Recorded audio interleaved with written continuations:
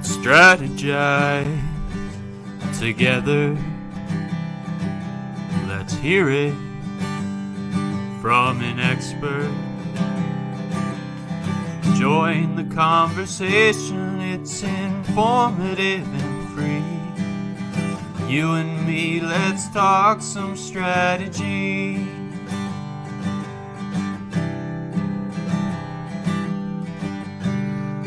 Now here's your host, Dorien Morin-van.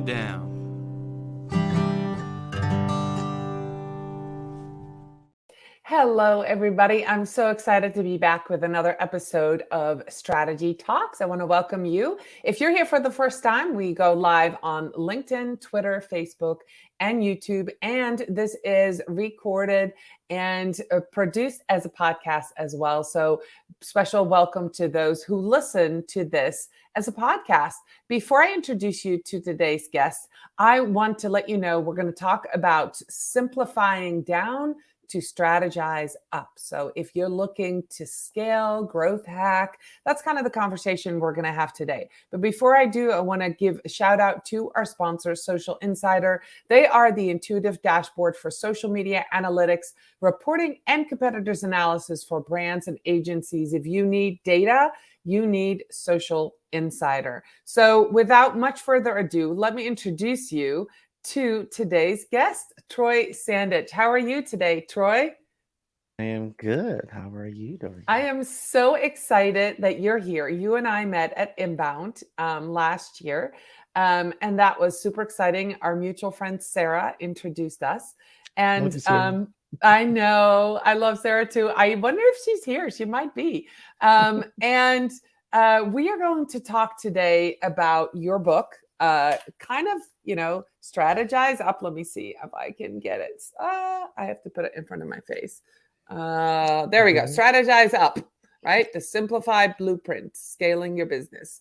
And for those of you who are listening, it's called Strategize Up, the Simplified Blueprint to Scaling Your Business by Troy Sandidge. So who is Troy? Let me introduce you, Troy. Troy Sandidge is an award-winning growth strategist whose strategies have generated over $175 million in client revenue and launched over 35 brands worldwide. He works with growth-hungry brands ready to make the investment to catapult their growth, authority, and sales by creating custom strategies, systems, and solutions to increase sustainable profitability and scalable revenue. In short, Troy helps brands grow fast and scale faster. So that is what we're going to talk about today, Troy. Yes. How do we do that? How do we do that? So my first question to you is, strategy is power. Can you explain that? Because this is Strategy Talks. You're probably best. I'm so excited. This is all me. Yeah, it is. It is. Strategy Talks, right? I'm excited. Let's talk strategy. Okay, strategy is power. Explain that one. Sure. And to those who are listening or watching, strategy is literally the engine that allows you to achieve whatever it is that you achieve. You don't jump into a situation without a plan of execution. Otherwise, you're a hamster on a hamster wheel doing a million different things, as many entrepreneurs, executives, high-performing leaders find themselves doing, but they don't get the results at the end of the day. It's kind of the recycling of New Year's resolutions come in, and then you're like, this is what I want to do. This is what I want to change. And then we recycle this next year. Nothing's changed. Nothing's happened. We recycle the next year. Nothing's changed. Nothing's happened. That's why. Why is that? The core of it is because we didn't apply a very efficient strategy that was customized to where you are now based off of where you're trying to go right now. When we think of strategy, most times we don't see it as an action. We see it as a one-time hit, standard thing, and we're done. Strategy is a living, breathing, forever evolving thing because as things change, as things modify, as you identify your strengths, weaknesses throughout any situation, you have to adapt and modify your strategy accordingly. And so strategy is power because when you embrace that lifestyle, that ability to, at any time I come through an obstacle or a challenge, I apply a strategy or I'm cognizant that I need to build one, you're already a step of your competitors. You're already a step of the previous version of yourself that maybe would have never done that, because now you're centering your energy and efforts before you do them. And then you have a higher chance of success as you do them, but you're modifying according to maintain and sustain your growth and ability to achieve at a higher level. That's great. So I hear lots of great stuff, strategies, power. So in your book, I was looking through it last night because I didn't quite finish it yet, but you say you focus on 10 strategies to strategize up. And I'm just going to read them out loud. And then I would like you to maybe tell me if somebody has just literally thrown spaghetti at the wall and they're a business owner, maybe they're in marketing and they have just done social media or they've just done some marketing, but they don't really have a strategy. Where should they start? So here are the 10 that you've listed in your book: marketing strategy, business strategy, growth strategy, brand strategy, creative strategy, social media strategy, content strategy, digital strategy, community strategy, sales strategy. So if somebody is listening to us, they happen to come up on Strategy Talks, they see this or they listen to this episode with Dorien and Troy, where should they start? I'm going to name two because it depends on the situation. Okay. I would always lean almost on sales strategy because money fuels everything else. Money pays for what you don't know. Money helps you get more help. Money justifies and validates you're on the right track. And now, quantitatively of how much money that needs to be, that's up to you. I'm not being very subjective on that end. But I would say sales strategy, when you can speak and position yourself to make money in the energy and effort that you're doing, that tells you you're on the right track, and that can fuel all the other strategies, because what doesn't work, you're going to modify in your brand strategy, you're going to retool your marketing strategy and everything in between. Now, let's say you have some 6-month runway or a year runway, or money isn't necessarily the biggest issue right now. Let's just say that. Then I would say on the other end, brand strategy. Because if no one knows who you are, you don't have a clear, concise identity from what you're trying to do and who you are, that's going to be problematic. I did a recent post talking about the cycle of when you're pushing out content, and most people want to just push out content and they don't consider, what is my brand voice? What is my brand identity? Who am I? We get uncomfortable with these type of questions: the who, what, where, why. We want to just focus on the how. Well, if I don't know the who and the why to where I'm trying to go with the when and the where, it won't land. And so I would either say focus on the sales strategy first if you need to quantify and justify that money's going to happen, or if you have some runway and you're in a different situation, I would say focus on brand strategy. In either case, they both can lead you to discover and expand the other areas of strategy. You also just have to consider who you are as a person, what your strengths and weaknesses are. If you struggle maybe with articulation of thought and things like that, you might want to focus on your brand strategy so you can get that clear messaging, so you know the nuances and the tones to who you're talking to, who you're addressing, and all those things. If you are more confident in your communication skills, but maybe you struggle with negotiation, maybe you struggle with perception of how to look at things from, it's easy to talk about yourself when referring to someone else, or even it's not money involved. It's a little bit different when everything that you're doing is meant to either provide for your family or provide an additional revenue income stream for yourself or whoever the case might be. Or you have an organization where you have team members, whether that's freelance or standard employees. In both cases, brand strategy or sales strategy, what I would recommend first. Everything else will come out of those emphases. Okay, that is an excellent answer. And when you were talking about sales strategy first, you know what came to mind? Shark Tank. Yes. The first question they ask: how much have you sold?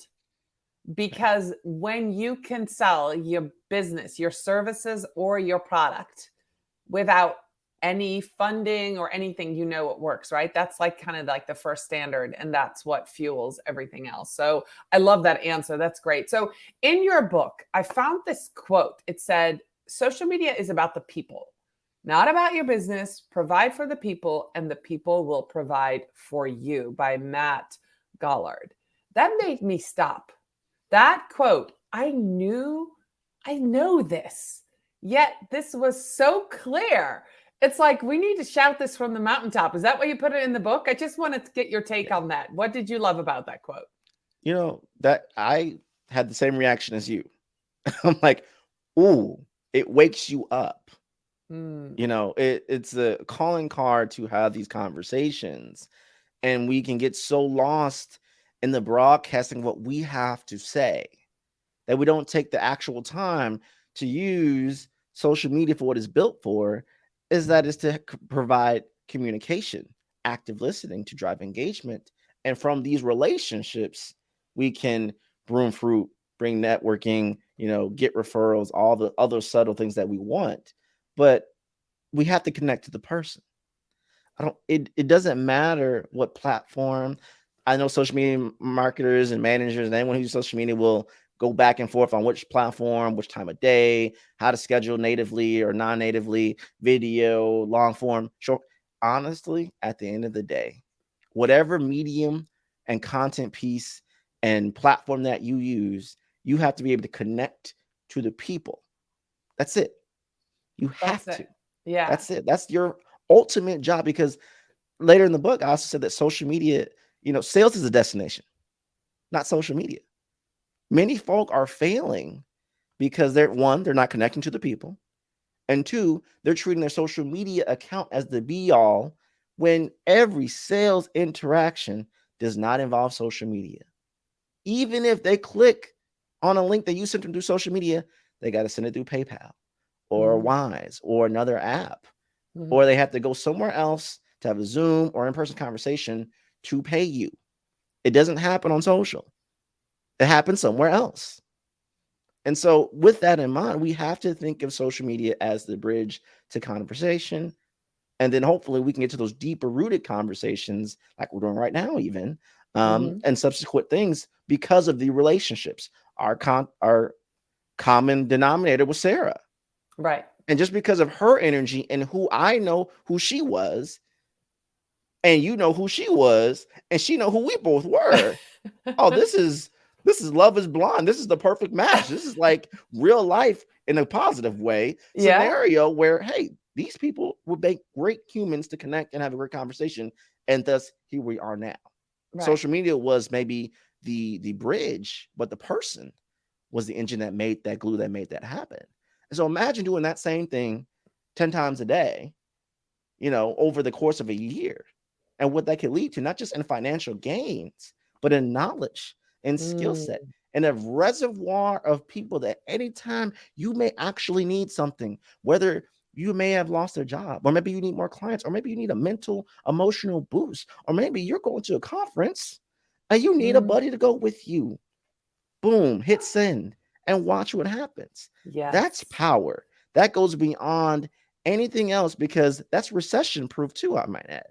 So yes, social media, really, you need to think about it, is the connection to the people, because longevity of those connections are worth more than anything down the road. Right. Can I ask you how long you've been in this business, Troy? I've been in the social media sphere initially as a manager and then a strategist for over 12 years. How long have you been in it? I'd probably say about 6 to 7. I would say now that I've gotten out of social media, at least from as the range that I was in as of now, more growth strategy and RevOps at this point.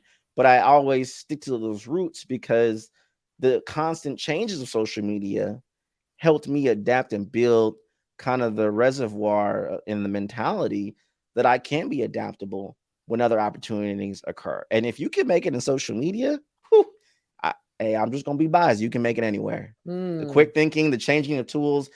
Show other professions, they got tools that last for a long time. And 1 month, the whole algorithm can change. You got to relearn everything that you thought you knew to produce the same result or even a better result in half the time. Come on now. Right. You've got to update your strategy, right? Depending on what's happened. No, I just asked because what you just said about the people really resonates with me. I'm about to hop on a plane this week to go to San Diego and go to Social Media Marketing World. And it's where my peeps are. There's people there that I met in 2015 when I first went. And, here I'm still going back for more and seeing the same people. And this is where my connections are. This is those, what you were talking about, conference buddy, and all of that is happening. It's about the people. And of course, I'm going to learn, I'm going to grow, and all of those other things. But yeah, it's about the people. Now, is there a caveat on how to treat this? Even, there's people out there, especially CEOs, maybe other C-suite executives who are saying, well, we're B2B, so how can it be about the people? And then not only that, taking the one step further, how do you identify the actual people if you're B2B to talk to? Because I think this is a really good strategy for us to talk about, a really good point, right? So how do you identify the actual person behind the business that you want to target? That's a phenomenal question. I premise by saying, since the pandemic, the lines between B2C and B2B have fallen down. We're seeing a more unified storefront of marketing and sales and strategy approach. Troy, why is that? Because as many things as the pandemic was, one thing was it was a hard reset and a wake-up call. And the reality that if I don't have a connection to you as a brand, I'm not going to rep for you. I'm not going to work for you. I'm not going to buy from you. You're irrelevant to me. And for someone to look at your brand, your logo, everything that you are, from your website to your PowerPoint presentation, to your product, to your service, whatever thing that you are composited as, and saying you're irrelevant to me. And many people say that to you. That's a hard truth. And so to become relevant or maintain relevancy, you have to connect to the individuals. And so now you see a lot of these B2B brands who are almost taking a page out of a lot of these insurance organizations or phone companies that have a standard person, like a spokesperson identity. So it could be still multiple people, but they fit a specific type of niche identity that the audience can relate to and see themselves reflected in. I want to use that product. I want to use that service. I want to be a part of this business. I want to support and impact this business. So, Troy, you said all that to say what? When you're looking at a B2B organization now, you need to identify where you are from a total available market standpoint and a serviceable available market standpoint. When you do those two, then you can niche down to your ideal customer or client profile. Now, maybe people, especially B2B world, make the mistake of just saying, my total available market, or for short TAM, is my niche. I'm not trying to sell to the entire world. I'm not trying to sell to the entire United States. I'm not trying to sell to everyone in Illinois. I'm from Chicago, by the way. No, I'm trying to reach specific people. And so part of that is doing the research of seeing what lands, where are the biggest pain points that we can solve efficiently, that's cost effective, that we know the language by the back of our hand. Now, people see that as more productizing or research work. That doesn't have anything to do with connection to people. It has everything to do with connection to people. The more touch points you have to build the language and the messaging and the positioning around what it is that you do or the problem that you solve to these individuals, the better your results will be. Now, sure, this is the problem. Strategy, people don't see, again, strategy as an action. And it 1000% is an action. It's a milestone piece you need to do to move mountains forward. And so what B2C's got it going on is they're already integrating the community. They have to, because they're dealing by the volume. B2B, they don't necessarily do by the volume, but what they're doing as far as impact, reach volumes. So B2Bs can position themselves a little bit different by tucking to the feelings of this product, this service, this solution impacts you, that allows you, as whoever their ideal client profile is, to do this to other people. And so by proxy, the more they see the impact in their user base, the better off you as a B2B business is positioned to win the business and continue to stay in business. And so I would say that would be something they need to do more of moving forward. And that's across all industries. I was just going to say across all industries. And then, once you know who you want to target, or you have this spokesperson that looks like your ideal avatar and they start having these messages. The other, question I have for you then, and this is, of course, this is strategy, but then do you target and talk to them and connect with them on, say, LinkedIn? Or do you find out if they're reading Forbes and you need to write for Forbes? Or how do you then get in front of them? Great question. I find this is where community marketing comes in very handy for a B2B. So B2Bs have a real caveat because you can't say you're just one person. You have to position in a certain way. And so that's where LinkedIn company pages come in. That's when, Discords come in. I know people are kind of burnt out with Slack channels, but some people are getting very prominently as how you position it could be an opportunity. And let's not forget the most amazing tried and true method that surpasses everything: email. Simply email. Now, newsletters have come a long way, but we don't have to call it a newsletter.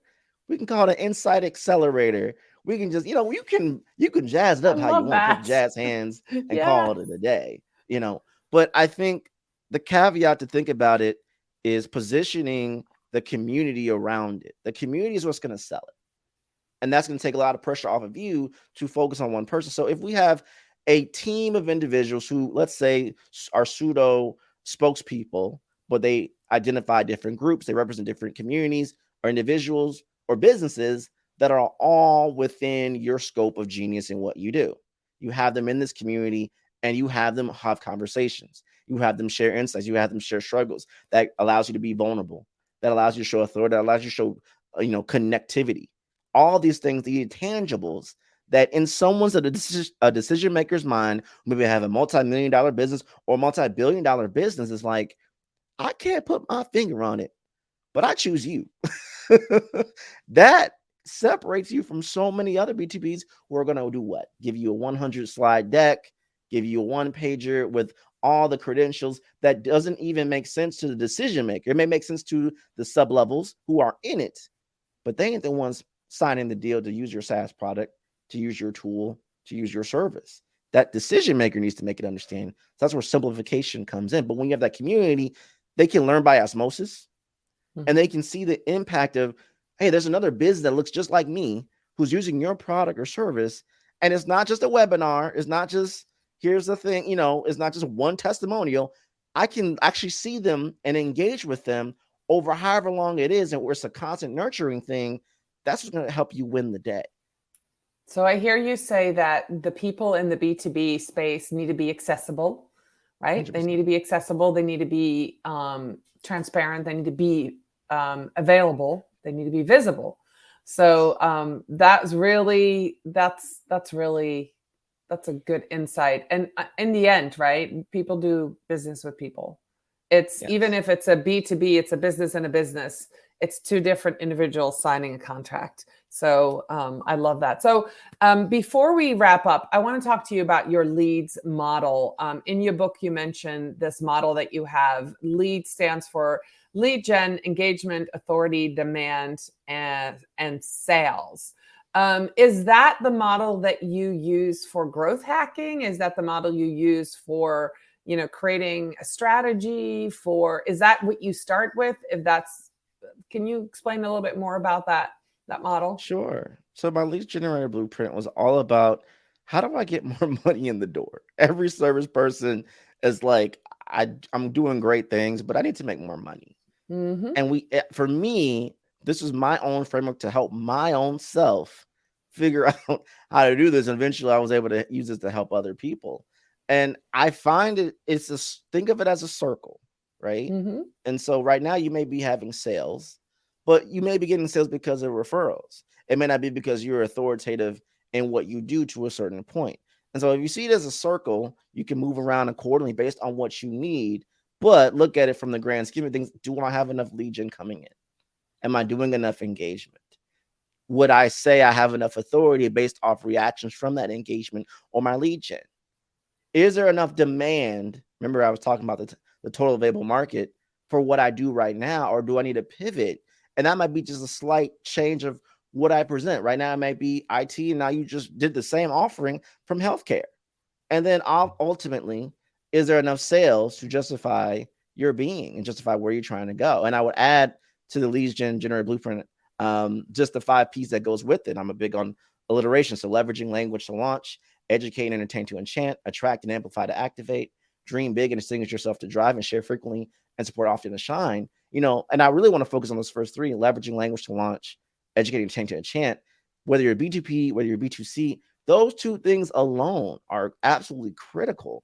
That you're speaking the same language to the people you're trying to attract. That's going to give you the lead gen. That's going to give you the engagement. That's going to give you the sales and ensure that you're still in high demand, because that you have to have an active listening approach to always be able to speak the same language after the people you're trying to talk to. And the moment you feel that you're not speaking the same language anymore, I got to shift. I got to go to a bigger pond. Maybe I've outgrown the place where I've been, and I got to expand to find an audience that matches my language accordingly. And then lastly, attract and amplify to activate. All those things are incorporated for the lead gen generated blueprint. And it's just something to consider when you're navigating, trying to get sales sustainably, but also scalable at the same time. All right. I love that. I got totally like sucked in when you were talking about listening and listening for the words.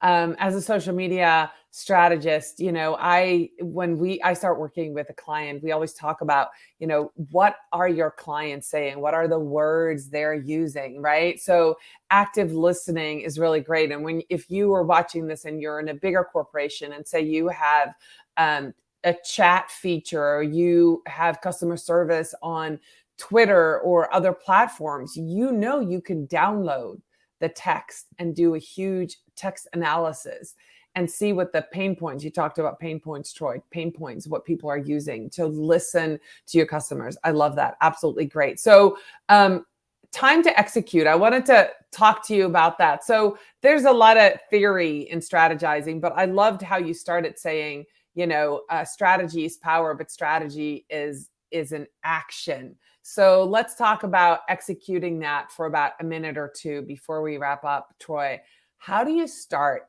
taking action on a strategy? Do you go all out? Do you dip your toe in the water? How does that? Because I think there's probably people watching and listening. They're like, this is all great on paper, but I'm scared. There's fear with that implementation. There's money on the line when we come 100%. Up with a strategy. How do we do that? I love that you brought up the fear component. And I think that's why people don't do a strategy, because the strategy exercise would reveal what they don't know or what they don't have or what they lack. And that paralyzes people, because we can live in this world of like, we're the hero of our own story. There's nothing we can't do until we do the strategy and we put numbers to it and timeline to it. And it's, can I do this? Right? Let's just call it what it is. And so I think it requires us to be bold. I would say the first thing to do is identify. You have to talk about it. You have to be in a room, whiteboard. Let's identify. Let's call a spade and call it what it is. Then we want to isolate. Then we want to innovate. And then you want to implement. Like, that's it. Those are the four things. I love it. If you do those four things, you can see the strategy moving in the right direction. Now, how fast depends on your situation. How badly do you need the money? How badly do you need this to work? I find with more desperation and less time interval, people have less fear. Or I would say it's not that they don't have less fear necessarily. They're able to compartmentalize that fear to take ultimate action. Because the minute you start seeing things slowly working, the little light breaking through the darkness, you're going to run even faster and more boldly towards it. And so it's just, everyone deals with this. Every business, every person you idolize, every corporation that you see you want to pursue and become, they've all been in that one moment, defining moment. Canva, Zoom, defining moments, the rejection, the fear. I'm pursuing forward. I'm going full body in the water, not the big toe. I'm going all the way in. This is what we're doing. And they did it. And so the question is, if you want to pursue it, no matter how fast you want to go, do you have the right strategy in place to identify, isolate, innovate, and implement? That's awesome. Well, let's wrap it up here, Troy. This was amazing. I think you're the first in-depth strategist that's been on Strategy Talks, which I absolutely love, because it's been an eye-opening conversation for me. And if you're watching this, if you've listened to that, make sure you get Troy's book, Strategize Up. Troy, where can people best connect with you online if they want to learn more about you, if they want to learn more about your strategies, your book, and everything that you're doing right now? Where can they meet you online? Definitely find Troy is literally my handle and my website. So I made it easy for everybody. I'm very active on LinkedIn as of now. I post daily. And if you have any questions, you can go to Troy at findtroy.com send me an email and let's just chat. That's awesome. Well, I appreciate your time this morning, Troy. It was great to have met you in person. And then I appreciate you coming on our show, providing this incredible content for our viewers and our listeners today. Again, shout out to those who listen to this as a podcast. And if you were here live, if you had questions, comments, we appreciate it. If you watch us on the replay, make sure to put #replay and your questions in the comments so both Troy and I can answer them. I appreciate everybody being here. Troy, special shout out to you for getting up early to be here with us at Strategy Talks. And I'll see you all next week. Bye, everybody. Bye, y'all.